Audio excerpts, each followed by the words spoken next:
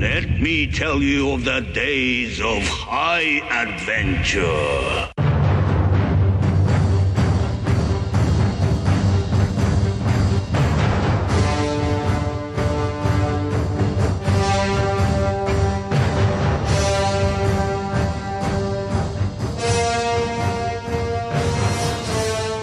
Hello, I'm Eric. And I'm Kevin. And this is 6 Degrees of Schwarzenegger, the podcast where we take a long, hard look at some of our favorite action movies from the era of Arnold. Schwarzenegger is the icon of the genre, and we're taking a deep dive into some of our favorite cult 80s, 90s action movies and breaking them all the way down.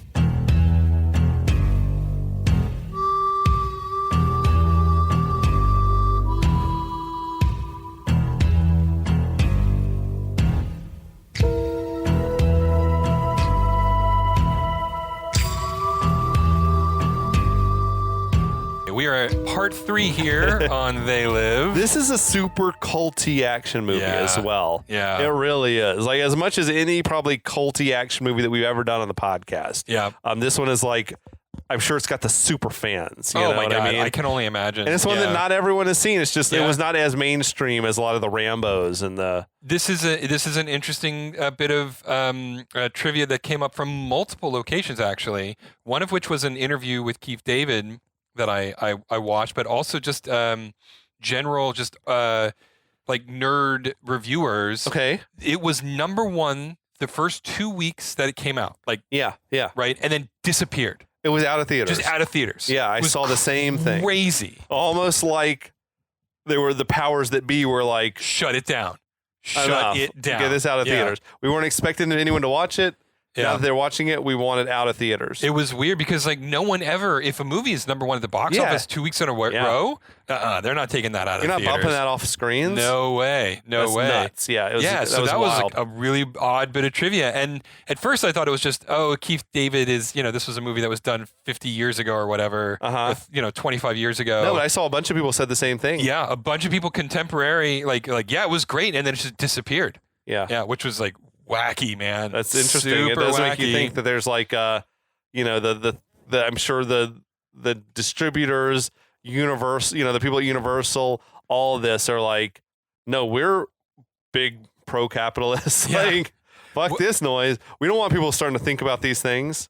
Well, I mean, it's not like this is a unprecedented kind of thing.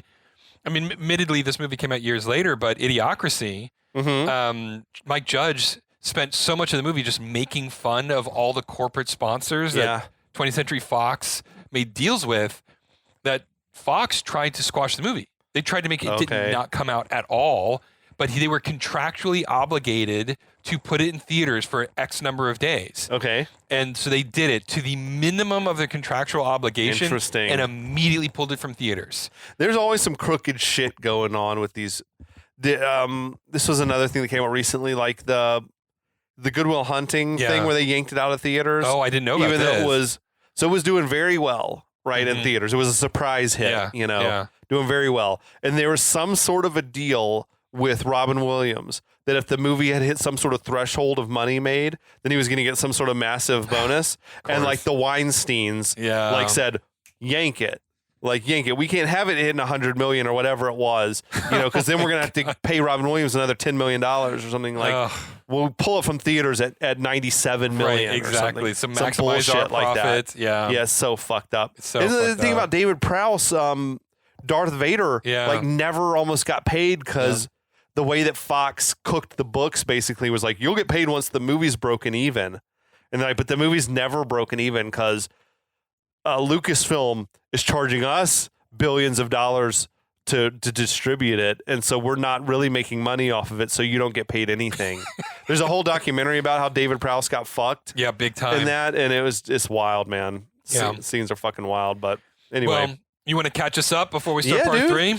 So this movie, we're in an alternate present, I guess. Yeah, In I'd say which so. things are really hard times out here. There's a lot of working poor. Seems like the rich are living very rich. The poor are living very poor.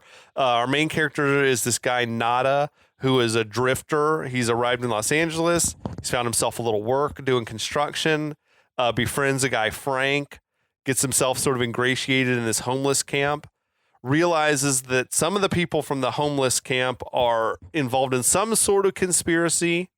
He's not sure quite what it is.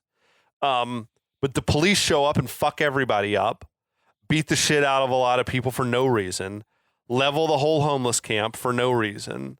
He goes back to the scene, finds like a box full of sunglasses, and he's like, well, this is weird. He throws a pair of those sunglasses on and realizes it sort of opens your eyes to what the world really is, which is that all of the billboards and everything like that we see is actually like commands, obey, consume, sleep, and his eyes are just magically open. It's blown his mind a little bit. That's kind of where we're at right now. I feel like this movie was, when I was watching, I was like, this shit is like The Matrix before The Matrix came out. You're not wrong. It's like a similar plot where it's like, what if I told you that the world is not at all what you think it is? Yeah. Here's this symbolic, here's these sunglasses, this red pill. Yeah. Take this and you're going to see what the world really is. This is going to fuck your whole like worldview up. Yeah. At this point in the movie, I was blown away. Seeing it as a new viewer, But I was getting heavy like Matrix parallels in a very, I mean that in the most positive possible way. So I think The Matrix is fucking great, the first one. But I think that I could see The Matrix like took some inspiration from this movie. Everyone's like living in this. They think they're free, but they're not free. They're living as like servants to some master that's unknown, unseen. Yeah, dude. I'm hooked on it, man. I love this shit. Well, the craziness hasn't stopped. It's only begun.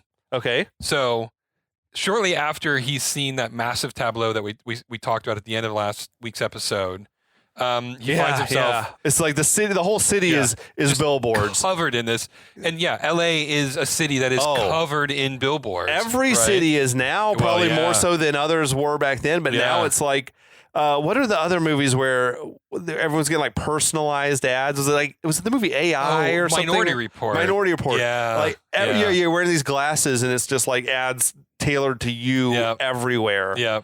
We're on our way towards that, right? There's no question. It's like your phone is like literally just tailored ads because your phone's listening to you all the time. I've been like talking about taking a trip to Ireland recently, and I was talking with my friend, and we were sitting there just like sharing a bottle of wine, talking about Ireland. Yeah. For the next 3 days, all of our targeted ads were about taking trips to Ireland. It was just ridiculous. A year ago or something, I was mattress shopping. Yeah. And like nothing but mattress ads on everything, and I'm like, I'm not Googling this shit. Same thing when my buddy John, who used to host the podcast, he recently did a trip to Scotland. I recommend everyone go to Scotland. But when he was going to Scotland, I started getting nonstop Scotland ads. And I'm like, this is some fucking shit, man. That is crazy. Yeah, dude. This is not unrealistic. And so Nada, having had his eyes blown way the fuck open, finds himself at the newsstand, and I loved this newsstand. Dude, the production design on this shit was dope. I mean, we haven't even gotten to the grocery store yet, and we will get to that in a moment. But every single item on the newsstand had some other one of these mind control slogans on it. Yes. And it was as densely packed as you imagine a newsstand to be. It's awesome. It's so much fun to look at. Now, does this mean that every little business like this is being run by someone who's collaborating, or are they unwitting? You know what I mean? Like, are they unaware that because like every bit of, there's not one magazine that's not been corrupted by the bad guys. Right. It's kind of like, are they running all of the media and all businesses? I think that they're running all of the media. Okay. But I don't think that the people in sort of the last mile purview are necessarily aware of it. Because we see like, well, we'll get to it. But like not everyone seems to be an actual like creature. Exactly. Like, and we do talk about that later. Now, at least with this particular newsstand, I don't think that the guy running the newsstand was a part of the conspiracy. I think he was just He just throws the magazines on the rack. Exactly. He's just looking to get his payday so he can feed his family, right? Like, sure. And so he's not thinking about it beyond that. But anyway, so the rack, it's this great moment. I mean, like, I would have loved to be a prop master, a production designer on the set of this movie. Yeah. So much fun. Yeah. But he grabs any just random business magazine off the rack, and he flips through it, and it's more the same, right? It's just like from cover to cover, right? It's just propaganda every page, right? Did you notice when they were like showing him the background? There was this golf magazine that said "Let TV Teach You." Yeah, I did. Yes, that's right. The cover story that was like a real magazine cover from the time.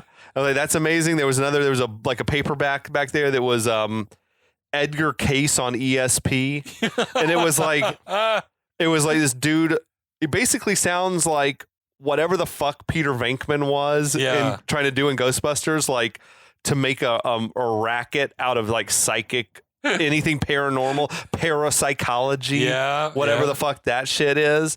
Or like what he was doing at the beginning of Ghostbusters 2, like hosting a show. A weird show. But it was kind of a hustle. Yeah, it was totally a con. Yeah, like that's what this Edgar Cayce guy is. But I think also like the whole like parapsychology plays into the movie. Like this is the production design. People were having fun with the props. Without a doubt. Yeah. And so as he's looking at this, some stranger walks up to him back to Nada and says, "What's your problem?"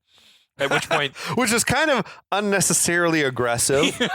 Nada wasn't doing anything to this guy. He was guy. Just reading a magazine. Shocked, but he was just reading a magazine. So Nada looks up and he sees like one of my favorite creature designs. I love the way the aliens look in this movie. Yes. So cool. It's shocking, but it was like very simple. Yeah. It almost looked like Castor Troy when he had his face off. Yeah. Yeah. Like it would look like almost like what a human would look like if the skin was removed from their face. Yeah, absolutely. Absolutely. But it's so effective. And because it's in black and white too, it just makes it seems to make even better. And you get like a Night of the Living Dead vibes. Yeah. Straight up. And the thing that I love about this though is Jeff Amata, the stunt coordinator. Yeah.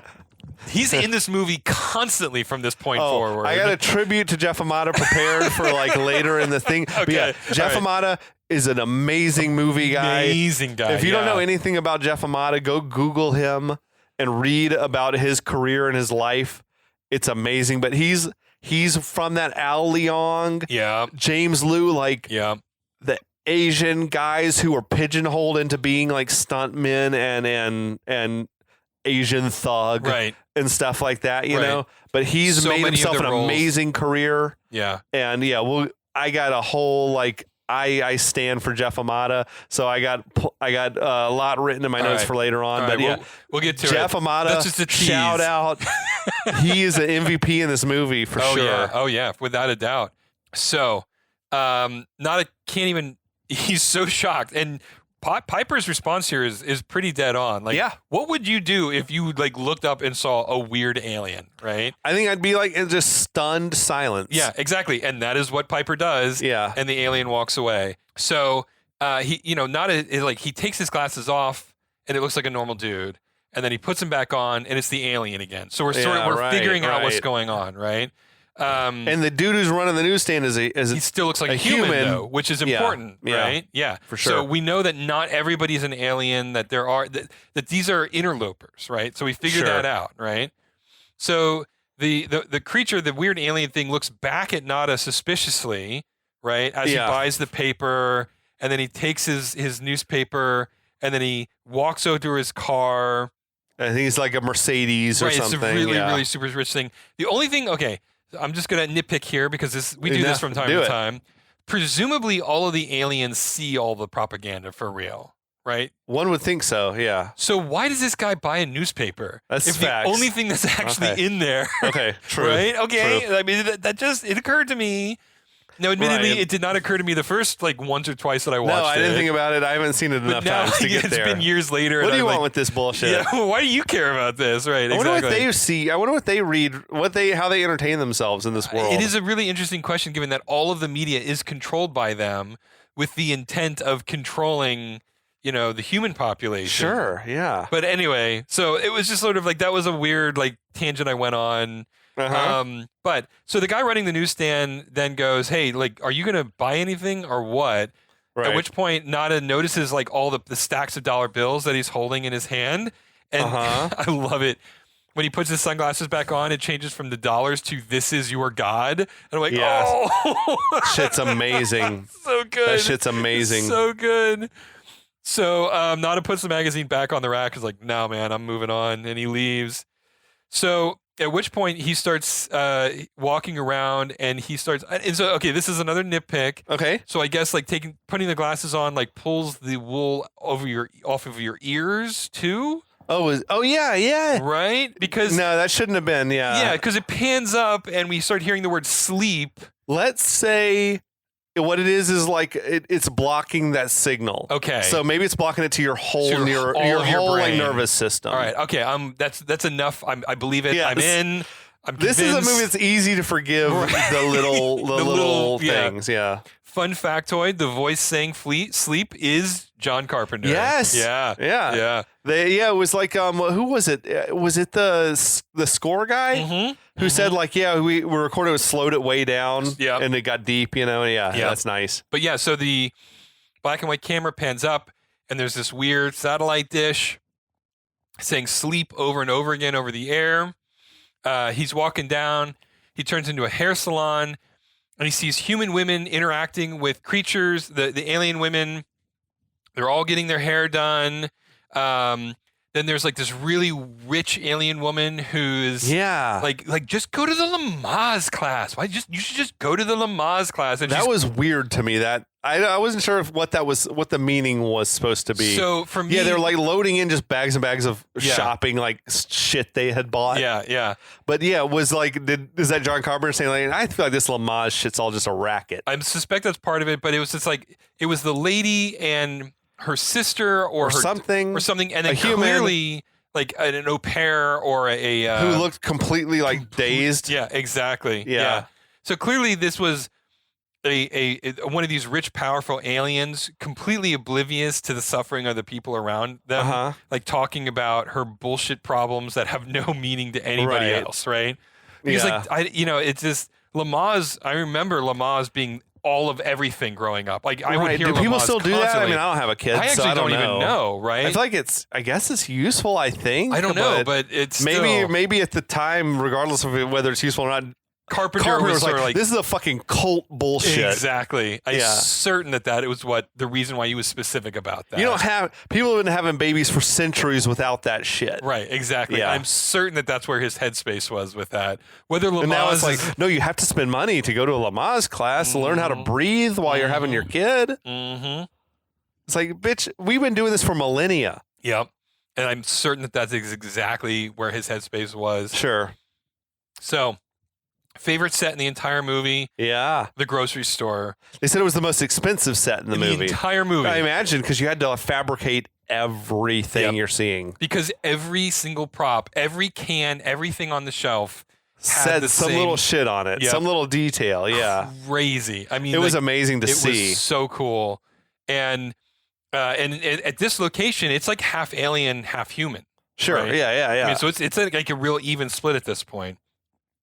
And there is not a legitimate piece of product in this place. Every is amazing can and they bag, had to build it twice, right? Because they had to have one version that had all real products, and then replace everything with the like the conform products. Yeah, it's awesome shit. This was apparently done on a soundstage. This wasn't an actual grocery store.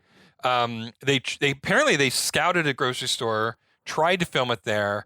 And they just couldn't. It was too much work to replace all the actual product with the fake product. I can't even imagine how long this took to make this set. It's from an actual economic standpoint to do this scene. They actually just built the grocery store, so they had complete control over all of it. Yeah, right. But yeah, it was without a doubt the most expensive shot in the whole movie. Totally worth it. Totally worth it.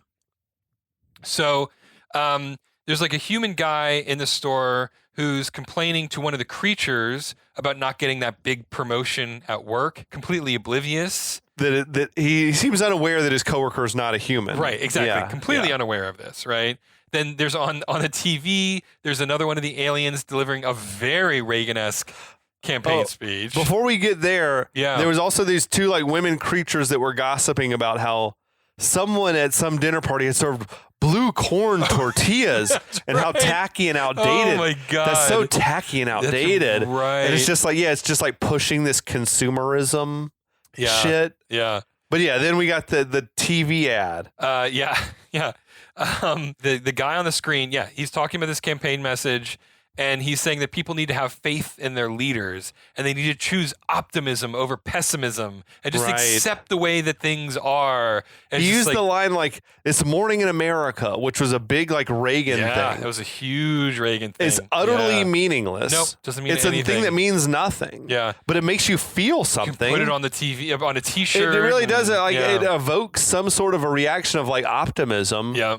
And I went to YouTube or whatever and found that campaign ad and watched it, and it is like a carbon copy of the shit that was on the TVs earlier, like just patriotic scenes. Yeah. And it's like, it's a morning in America, and I'm like, it does. It makes you think of like things are going to be better. Like this is a bright future that we have, but it's literally just nonsense. No, it's absolute nonsense. It's just political jargon. I mean, it makes you. It's propaganda. Yeah, it's like brainwashing bullshit. Yep. But it works. Yep, absolutely, it does. That motherfucker won in 2 landslides. That's right. Even as people were becoming poorer, they're still voting for him. It worked. The man had stage presence. He did. He had stage presence. Rambo liked him, and he liked Rambo. So. Wasn't where we're going, we don't need roads or whatever, that shit from Back to the Future? Wasn't that another Reagan thing? Was it? I think so. idea. I think like where we're going, we don't need roads or something. I think that was a Reagan thing too, or something that maybe George Bush as vice president said famously. I don't know. Yeah, that I did not know. So he's watching this campaign ad, and he's just completely transfixed by this alien speaking on the TV and a woman in this. I love when he's watching it and he's like, he gets this big shit-eating grin on his face. He's like, it figures it'd be something like this. Another great line from Roddy Piper. He sells it. Roddy Piper sold that shit. Yeah. And so while he's doing it, some like woman bumps into him. She's wearing this like expensive ass fur coat. Right. Excuse me. And she's like half as tall as him, right? I mean, he's towering over her, but she's so entitled. And then he puts on his glasses, and she's obviously a creature. Of course, right? yeah. And oh my God, the insult from this shit. His first line, "You look like your head fell in the cheese dip back in 1957. What does that even mean? I don't even know what that means. I don't know what it means. It was just so hilarious, though. She was mortified. She was shocked. Absolutely appalled. And then he turns to another woman who's a human, and he goes, You're okay. This one, real fucking ugly." I love that. And then he's like, further exposits, "You see, I take these glasses off. She looks like a regular person, doesn't she? I put them on, formaldehyde face." That's what we got. That's what we got. I loved that shit. That had me cracking up. It was great. It was a great formaldehyde face. That's what we got. The clerk is like not having any of this. But I reckon the clerk was a human. He was. I think he's either aware or he's just like, don't harass my customers. Don't harass my fucking customers, dude. Come on, man. I'm just trying to make a living here. So he's like, get out of my shop or I'm going to call the cops. Nada stumbles over the display, which was an accident, actually, that John Carpenter decided to leave in. Okay. Yeah. And he thought it was appropriate. Apparently, so I could see... If you're Nada in this situation, your head is spinning. Yep. Like, so I could see, but he seems also to just be maybe a generally clumsy guy. Yeah. Well, so Carpenter said that like he thought it was appropriate at the time. Watched the movie years later, is like, oh, why did I do that? Yeah. Then watched the movies years and years later, and was like, no, that was the right choice. So he came full circle on that one moment. But anyway, so as he's stumbling, the evil woman creature in the expensive fur goes, "We've got one that can see." And I love this. She's speaking into like a Rolex watch. That was a great line delivery to whoever that was. We got one that can see. Yeah, exactly. Yeah, dude. That was great. So he gets up and then he starts seeing all the other creatures who are also wearing these very expensive Rolex watches, which I thought was totally perfect and also unbelievably contemporary. Mm-hmm. Everybody I know wears an Apple Watch that you can speak into. Like, it just blew my mind, right? I mean, it's just like, this movie that probably goes so way prescient. back to like Get Smart type shit as well, but James Bond, shit. But it is great that it's like gold Rolexes, Mm-hmm. I loved Nada. I don't like this. I don't like this. I don't like this one bit. No, not one bit. That's I feel like his internal monologue is coming out of his mouth. It's like, I don't like he's this. so shocked he can't even keep it in.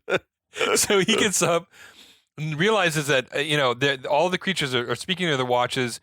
And they're like walking, describing him, right? Yeah, like they're Caucasian man, long hair. Yeah. And they're also like encroaching in on him, and so that's when he scrambles out of the market, right? So back on the street, the creatures, not the humans, but the creatures, right, have noticed him at this point, right?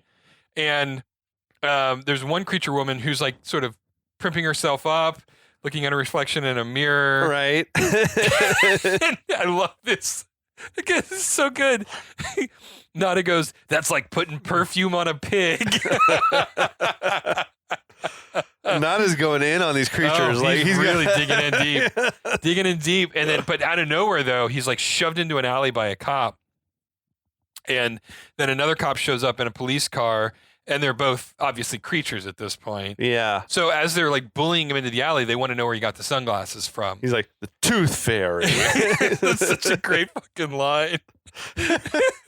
It feels like Roddy Piper ad-libs, you know what I mean? A lot of this stuff. So one of the interviews that I watched, apparently, like after Piper got the script, he keeps a journal of just things that he would like to say. Yeah. And he like gave that to John Carpenter, and John Carpenter incorporated a bunch of that into the script. So That's it cool. wouldn't surprise me. Yeah. So their ugly faces, and Nada asks if they cut themselves shaving, which is just like, oh my God. Yeah. And the cop then says back to him, the alien cop says back to him, "You look as shitty to us as we do to you." And Piper goes, "Impossible." That made me laugh out loud. That was a Sigburn. Impossible. That was great. Oh, it was so good. So the alien cops say this will go a lot easier if Nada doesn't put up a fight, because of course that's always the way it is. And he puts his hand on his holster. They suggest that, hey, maybe there's a way we can help each other out here. This is probably how they recruit people. Right, exactly. Yeah. And the lead cop, alien cop, says that look, why don't we go someplace private? We can talk this over, And Nada gives the impression that he's about to surrender, but the second the cop touches his arm, Nada fucking clotheslines him. Hardcore. I love they were using wrestling moves, incorporating them into the action. That's smart. So he beats up the other cop, takes his gun. The first creature gets back up, and it points his gun at Nada, but then Nada shoots him fucking dead. And he says, just so many good lines in a row here. "You bastards die like we do, huh?" So the other cop gets back up on his feet. Nada beats him to shit with a nightstick, and then shoots him and kills him as well. So the things they're very mortal. They're easy to kill, kind of. Right. They're not like gods or anything. They're just from a different planet. They're as mortal as a human would be. Right, exactly. Yeah, exactly. Sure. So he gets into the cop car, grabs a shotgun, and as he's getting out of the car, people are scattering because he's covered in weapons and ammunition at this point. Right. He's got the nightstick. He's got their guns. He's all around him. Yeah. Then all these cops start approaching. He's like, shit, I got to get off the streets. And he just ducks off through the first doors that he finds, and it just so happens to be a bank. And now he is accidentally robbing a bank. This is the moment. This is it. I feel like on this podcast, we've talked about how certain movies, everything is building towards one moment of the movie. And I feel like, what did we say? On Point Break, it's all building towards when Gary Busey's got the meatball subs, it was like, Utah, give me two. Or Ellis and Die Hard at some point when he's like, Hans, Bubby. We feel like the whole movie is building towards that crescendo. And here this is the moment for this movie that everyone knows this. Even if you don't know I'll Be Back in Terminator, it's if you don't even know the movie, you know this moment because you've seen this shit. Yep. Yeah, dude, this is it. This is where he looks at a bank full of humans and aliens and says the iconic line, "I have come here to chew bubblegum and kick ass." and I'm all out of bubble gum. One of my favorite lines. That was another ever. Piper original. It was. Right? Yeah. So when Carpenter was looking over the notebook that Roddy gave him, he saw that line. It was like, this is going in the movie. Oh, yeah. This is perfect absolutely now going line. in the movie. I have the Mandela effect about this line because in my mind, it's the other way, like where he's like, I'm here to kick ass and chew bubble gum. And then I was like, oh, he says it's the other way around. I'm not sure which way works better. Either way is a great line, but yeah, I'm just like, oh, I always thought it was the other way around. Like he said it in reverse. As a kid who grew up playing video games, before movies. You said Duke Nukem? Duke Nukem 3D was the first time that I had heard this. So this the line. character in the game says that line with the A word. Yeah. Okay. I mean, there was nudity. It was like that game was there was an so MA many game or whatever. So many politicians tried to get this game banned. Really? Like, oh my god, it was crazy. What was that? A first-person shooter? It was a first-person shooter in the vein of like somewhere was it between PC game or was it on PC? Okay. Yeah, and it was like more advanced than Doom was, but not quite where Quake was. So okay. I'm not going to go into a whole thing about it. But yeah, so Duke Nukem basically just stole lines from every action movie from the 80s and the early 90s. So he stole lines from like Army of Darkness, like "This is my boomstick," and then like "They Live," and I think there's a couple of lines from Is Aliens. Is the character like just a fan of these games? No, they movies? just completely appropriated it. Okay. Yeah. It wasn't like made it like Duke I'm Nukem an was action saying. movie junkie and I just do nothing but quote action flicks. No, this was just the game developers loved these quotes and then just like made them quotes for the character. Imagine watching this movie in theaters. I bet the audiences went fucking wild for this lost line. Their minds. Yeah. There was audible. Yeah. There had to be cheering in the theaters when he said that line. Well, it is one of my favorite movie lines of all time. It's amazing. It is just I love that line of dialogue. Anyway, so getting back to the movie that we're actually watching, the creature bank guard. He's like the alien is one of the guards. He opens fire on Nada. And then just not immediately blasts him away with a shotgun. And then he just, I mean, I don't know how many shells are supposed to be in a shotgun at any given time. I'm pretty sure it's no more than 3. There's way more than 3 in this guy's shotgun. I think it could be up to 5 or 6. Yeah. I counted 9 shots, though, just at goes least. And goes and goes and goes. And gruesome kills. There was like a lot of it was black and white. Yeah. But it was like blood splatter in a big way. And every single one of them was Jeff Amata. Yeah. That's probably why, because that's like you need a stuntman to like put squibs on and shit like that. But but anyway, so while he's like blowing away all the aliens, one of the creatures is talking into his wristwatch again, and he's like describing Nada once again. Nada turns to him another just amazing line. Mama don't like tattletales. That shit was amazing. Yeah. I feel like there's probably another Piper line. Mama don't like tattletales. It's gotta be. It's gotta be. That's great. So he like tries to shoot the guy, but the creature vanishes all of a sudden. And then Nada's like, whoa, what the fuck just happened? Right. Like, super confused.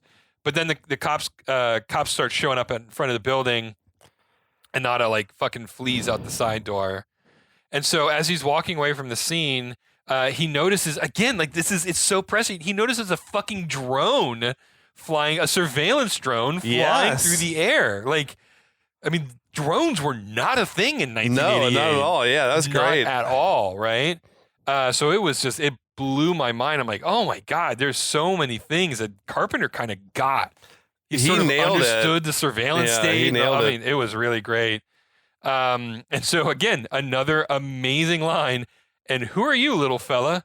Come to show him where I am? Not nice. Blows it right away. Where was Nada getting all his swag from? I don't know, man. But all of a sudden, when he got those sunglasses on, he's like, fuck all this bullshit. I am done with this nonsense. Yeah, I loved all of it. And it's at that moment you go back and you're like, this is the guy who said he believed in the American dream way back in Act 1. A lot. Right? It didn't take a lot. He was right on the precipice. So he seemed to duck away. When he shot the drone, he seemed like he was ducking from debris, but there was no debris coming down. That was kind of interesting to me. Yeah, I wonder if they probably didn't have the money to add that in or something. That's what I'm thinking. But by this point, another cop runs out to confront him, but it's just a regular dude. And so, Piper spares his life. Yeah, we see he's only interested in killing creatures. Right, exactly.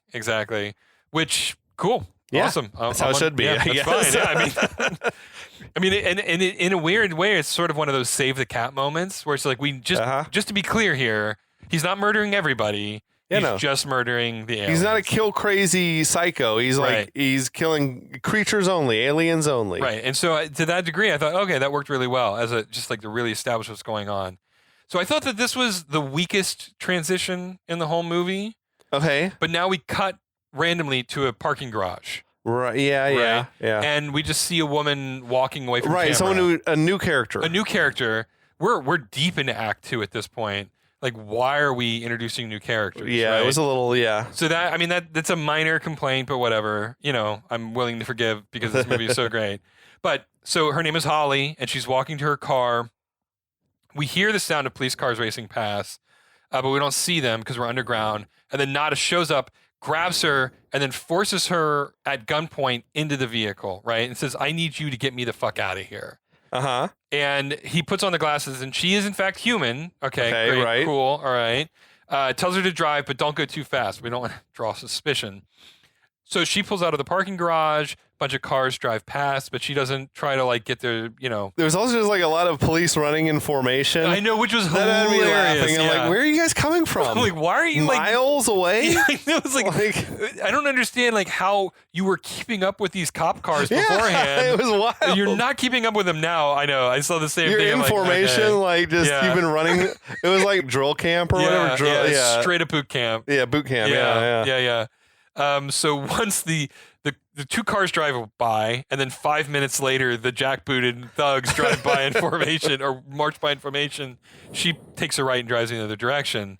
Once they're clear, the sirens and things are starting to calm down. She tells Nada that the police are gone. The police did a shit ass job of cordoning off the area, right? Because any person's just able to drive away. You're not stopping every car and searching. Exactly. Set a perimeter up to 3 miles or whatever. Exactly. Come on. So I know the only excuse I can make is that it just happened too quick. That they were in the process of setting up the perimeter and they just didn't have time to set it up. I don't know. Anyway, he uncocks his gun. He starts to calm down a little bit, and Holly wants to know where she's taking him. He asks her if she's married, and she says yes. And he says, "Don't lie to me." And she admits that she's in fact not married. That's where I noticed that Piper's he's massaging his temples or something, and he very prominently has the wedding ring on himself. Yeah. Which I was just oh, okay. I was just like you said from before, that Piper was a married guy. Yeah. That he refused to take the ring off for the movie, which is it seems amateurish to be it's acting, dude. Right. It doesn't mean you're betraying your wife for doing scenes. But what's also interesting is it's never explicitly said that he didn't have a wife. No. For me, I like to imagine that his backstory was that she might have been she might have left him for a rich guy or something. Maybe that's possible. She might have been fallen into the brainwashing or whatever, or like you said, she could have died. Right. We don't know. Yeah. But I like to imagine that he was married and he's like Riggs in Lethal Weapon. He still wears the ring because in his mind he's still married. Yeah. Exactly. I totally agree with you. Regardless of what happened to his wife, in his mind, it's not over yet, which is why he hasn't taken the ring off, right? Yeah, sure. Yeah. So he tells her to take him to her place. She says no. He insists. He's got the gun. She agrees. I mean, it's as simple as that. Sure. So they arrive at her modern Hollywood Hills house. Place was dope. Oh my God. The house was amazing. That was unbelievable. I think I've driven on that road. I might have driven. Was that by up on Mulholland or something? It's probably. Beverly Glen. I'm almost sure it was off of Beverly Glen or Mulholland. Hollywood Hills are amazing. Oh yeah. I can't imagine the amount of money it would take to live there. But I know Coldwater Canyon and all that. You actually don't want to live there anymore. I've seen photos of traffic on those side roads now, just people trying to avoid the 405, and it is a nightmare. Okay. But yeah, in '88, I'm sure it was just absolutely gorgeous. I think on the commentary track, Carpenter was saying this is one street over from where my house is. It's oh, good for you, motherfucker. Yeah, I know. It's okay, well, you are kind of one of these. You probably aliens. bought in before it was unaffordable. Yeah, even for a legendary director. I don't know if you could afford a mansion up there. Not anymore. So, oh man, the cameo with her neighbors that just don't go anywhere. That was weird. It was a little bit weird. You say cameos. Is it because they weren't anybody I knew. They were just like characters that were introduced for 2 seconds. They seemed to be like a gay couple, right? Yeah, like clearly bears. Like they were wearing like Hawaiian shirts, big beards. Oh yeah. And they seem to be a couple. Yeah. Oh yeah, both of them.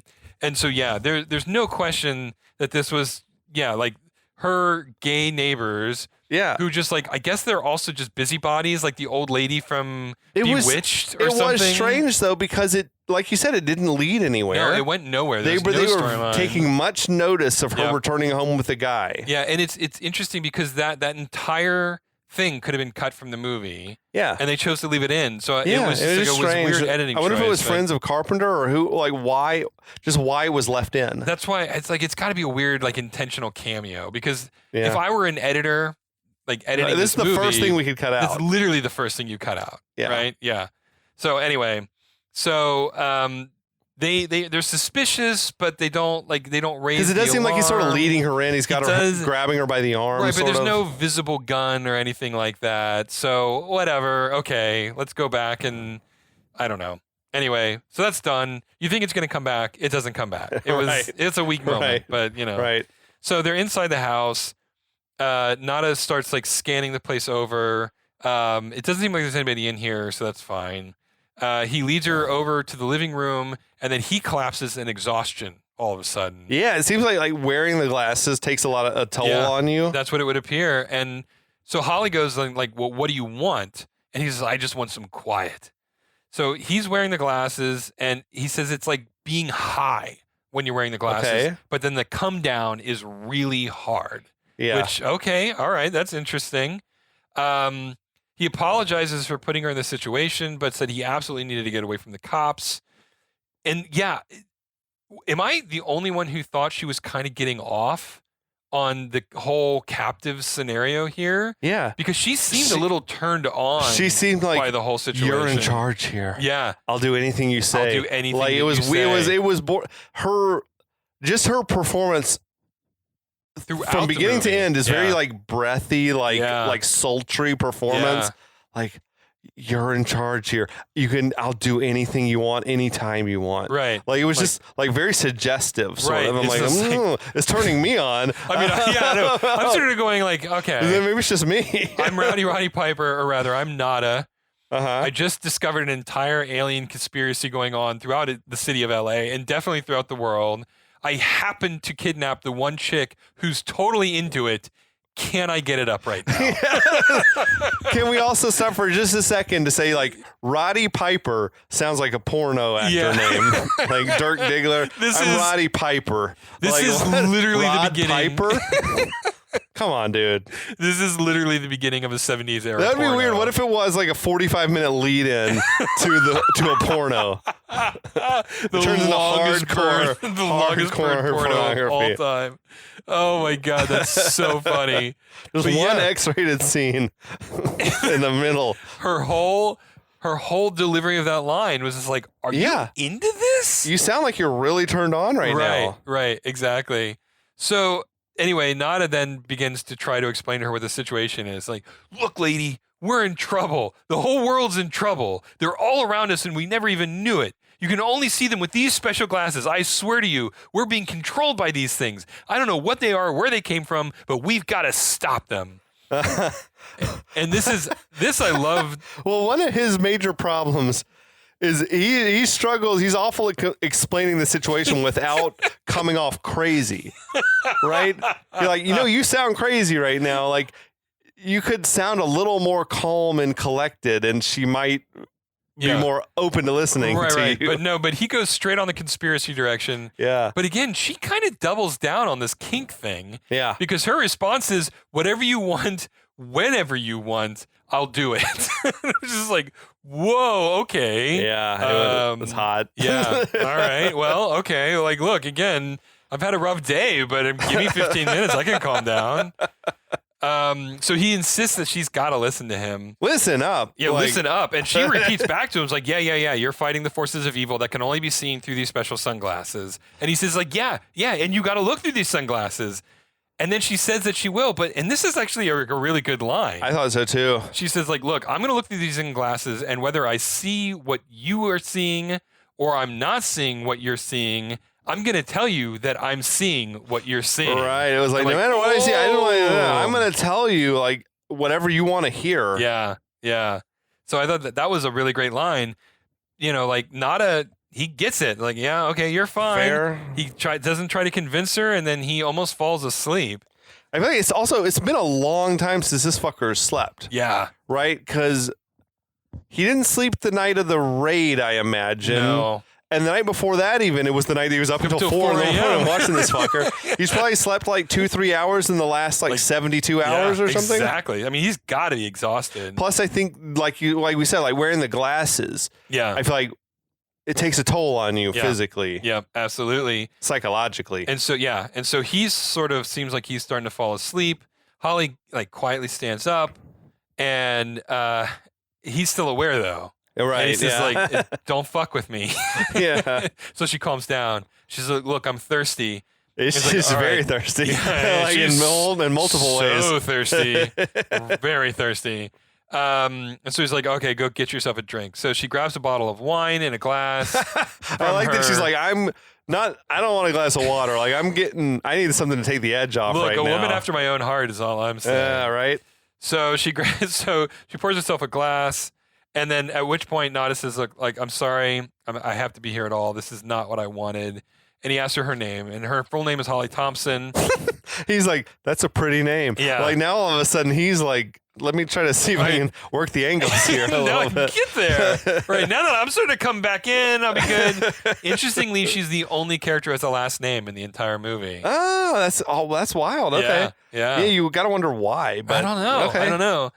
But and he asks her. So he asks Holly Thompson what she does for a living, and she says that she's an assistant program director at Cable 54. Oh, yeah, I don't feel like that's a job that pays enough for this house. Yeah, definitely not. Things might have been different back then as far as how much that property cost. Not anymore. But so he pops to his feet. He goes to the TV to explain to her what's going on. Right. It says that they're sending the signals through the TV. At which point, this is a pretty strong move. Yeah. Like she fucking bashes him in the head with this wine bottle, and he goes right through the window. That window gave away real easy, didn't it? It was super easy. It was not. I was like, I am not having any part of this. It just shatters. He falls all the way through, tumbles down to the ravine, winds up in the street below. That was a great fall and stunt work there. That whole sequence was phenomenal. Then, as he's stumbling away, we cut to Holly back on the phone saying that, yes, she's all right, and then giving her address. Presumably it's 911. Right, who's she talking to? We don't quite know. She seemed very calm. That's all I'll say. Yeah. So, Nada gets to his feet. He's definitely fucked up. It's amazing he's not more badly injured. Right. Considering what he just went through. Yeah. It seems like he's hobbling, like maybe he tweaked a knee or something, but otherwise he seems more or less fine, I guess. He limps his way to some other random person's deck. That was an amazing shot. What a shot. On the widescreen. Like you see the downtown LA. Yeah, downtown skyline. Yeah, that's amazing. Oof, it was, and that's like, I watched an interview with the cinematographer, and he said like that's one of the reasons he loves shooting in anamorphic. Yes, because you can take these simultaneously epic and intimate shots at the same time. Yeah, that was a great shot. It was a really, really phenomenal shot. That's the shit when you were watching your VHS version, probably from Blockbuster. You lose all that. You lose all of it. It's all gone, right? Yeah, you don't see any of downtown LA in that shot. So back to Holly as she's holding the phone. She sees the sunglasses that Nada has left. Right. So she sees them and you're like, oh, that's interesting. At which point, the police cars begin to arrive. Then later, it's after dark, and Nada's stumbled back into the city at this point. He's crawled into an alley. He like crumbles up into a corner, kind of holds himself. Like it's a very kind of vulnerable moment actually for this character. And you could sense that it seemed like it felt like it was cold as hell. Oh, like he's like, and I imagine those LA nights. Yeah.